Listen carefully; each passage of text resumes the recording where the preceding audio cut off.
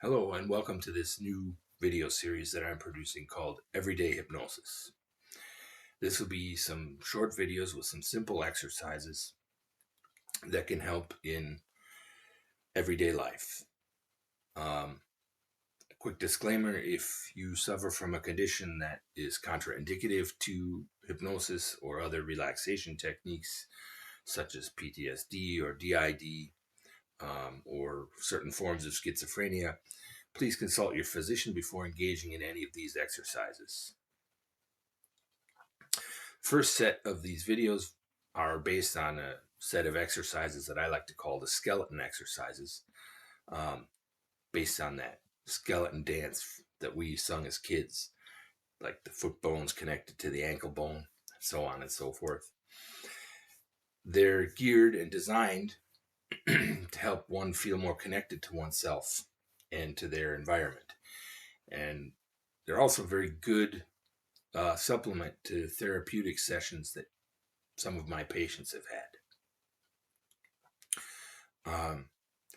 The connectedness to our body oftentimes gets lost, at least the feeling of that connectedness. Obviously, my fingers do not separate from my hand unless I cut them off.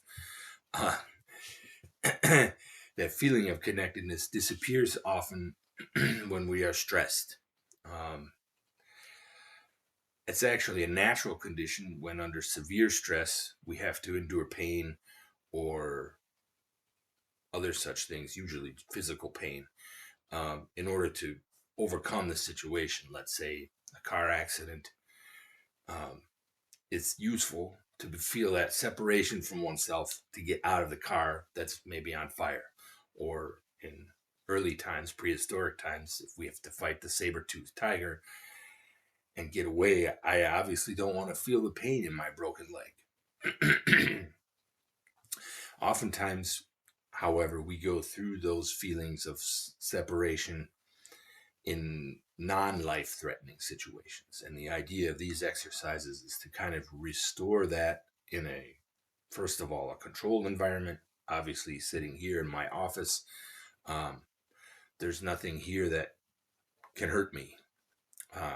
So once I restore that feeling in this controlled environment, I try and take that outside and then try and maintain that feeling through my day. That connectedness can also help in my internal orientation in the world. Like if I feel connected to myself, the decisions that I make in my life oftentimes are more authentic than if I were not. So anyway, let's get into the nuts and bolts of the first exercise. It's very simple. I like to start with my hands, so I feel into my little fingers, and then I feel the connection of each part of my pinky, and then I feel the connection into my hand, and then maybe I take the next finger. Sometimes I take both fingers. Sometimes I take one hand, feel the connection up through my shoulders into the other arm. There's no best way to do it,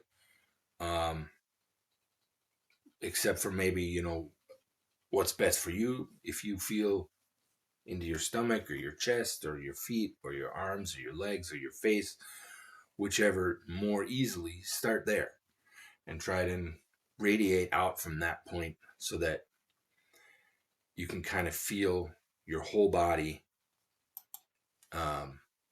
flowing together and the connectedness of that whole body. Important thing to note here is that connectedness is not some special state. It's actually the normal state that we have when not under stress. The second step after feeling the entire connectedness throughout the entire body is to begin feeling that connectedness to our immediate surroundings. How do you do that? Well, you see I'm wearing this hoodie here. I can feel the hoodie around my arm. And I feel that the warmth of my body is also changing and affecting this fabric. The idea behind that is that once I feel that my body changes the fabric in my hoodie here, I can start feeling that while I'm sitting in this chair and my weight is affecting the chair. Another step would be if I'm sitting outside, if I feel the wind on my hand or my face, my body and its physical position affects the flow of the air around me.